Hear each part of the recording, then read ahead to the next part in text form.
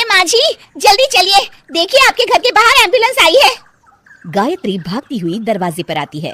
तभी उसकी बहू चांदनी को एम्बुलेंस से बाहर लाया जाता है।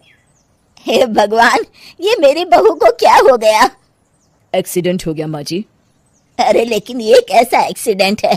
चोट तो कहीं नजर नहीं आ रही। अरे माँ जी, दिमाग में अंदरूनी चोट लगी है और ये अपनी याददाश्त खो बैठी है। हैं? मेरी बहू याददाश्त खो बैठी है, अब क्या होगा? अब फिक्र मत करिए, बस इनका अच्छे तरीके से ख्याल रखिए। मैंने दवाइयाँ दे दी हैं, अब मैं चलता हूँ। अगले दिन। अब तेरी तबीयत कैसी है बहू? बहू? किसकी बहू? हम भैरवगढ़ की ठाकुर विक्रम सिंह की बेटी रूपवती हैं। हम एक राजकुमारी हैं और तुम हमारी दासी हो बुढ़िया। अरे बेटा विशाल, बहू कैसी बहकी बातें कर रही है। अरे कुछ मत पूछो माँ, रात को मुझसे अपने पैर दबा रही थी।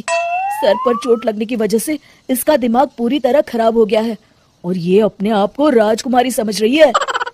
तभी वहाँ चांदनी आ जाती है। तुम दोनों यहाँ क्या कुसुर फुसुर कर रहे हो? कहीं तुम दोनों मिलकर हमारे खिलाफ कोई षड्यंत्र तो नहीं रच रहे हो?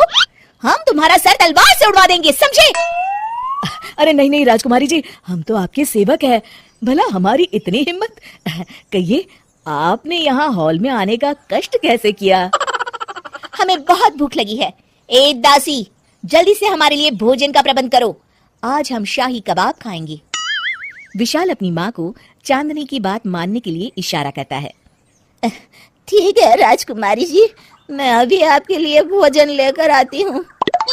इस तरह विशाल और उसकी माँ ना चाहते हुए भी चांदनी की जी हजूरी में लगे रहते हैं। लाओ माँ, जल्दी से मेरा टिफिन दो, मुझे देर हो रही है। अरे ठहर जा, जरा दम तो लेने दे मुझे। सारे घर का काम मुझे अकेली को करना पड़ता है। तेरी बीवी तो राजकुमारी बनी बैठी है, सारा दिन हुक्म चलाती रहती है।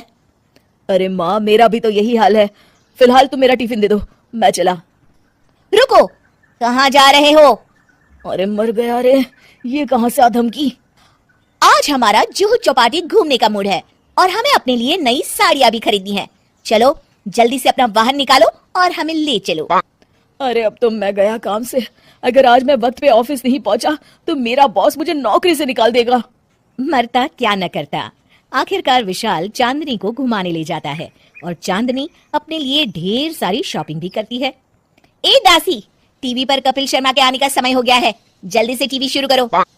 अरे वाह, कपिल शर्मा तुझे याद है, बाकी कुछ याद नहीं। बहू तू तो बड़ी चालू लगती है, अपने फायदे की हर चीज तुझे याद रहती है। मैं तो तेरी इस अजीब बीमारी से परेशान हो गई हूँ। अगले दिन।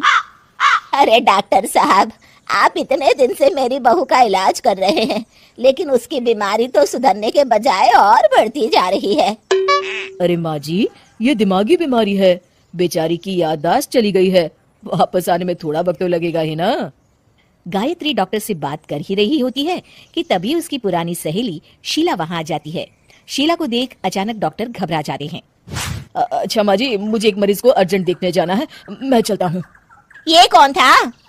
अरे अब क्या बताऊं शीला, एक एक्सीडेंट में मेरी बहू की याददाश्त चली गई है। ये डॉक्टर उसका इलाज कर रहा है। ये डॉक्टर कब से बन गया? अरे ये तो चमन पान वाले का लड़का है, सारा दिन नौटंकी करता रहता है। अच्छा तो ये बात है, अब मैं समझी। मेरी बहू और ये पान वाले का लड़का दोनों मिलकर मुझे बेवकूफ बना रहे थे। चल तू मेरे साथ। गायत्री शीला को एक बड़ा सा डंडा हाथ में देकर अपनी बहू चांदनी के कमरे में ले जाती है। बहू, ये मेरी सहेली है, एक डॉक्टर है। इसने तेरे जैसे न जाने कितनों का इलाज 2 मिनट में कर दिया है।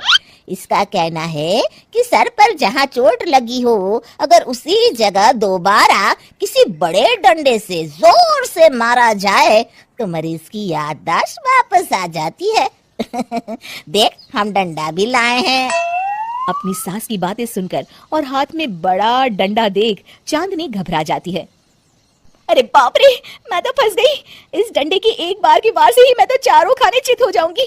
अब क्या करूं, क्या करूं, क्या करूं? लेकिन गायत्री, डंडा सर पर ठीक उसी जगह लगना चाहिए जहाँ चोट लगी है। अरे तू चिंता मत कर, 2-4 बार मारूंगी तो एक बार तो सही जगह लग ही जाएगा ना। चल बहू तैयार हो जा।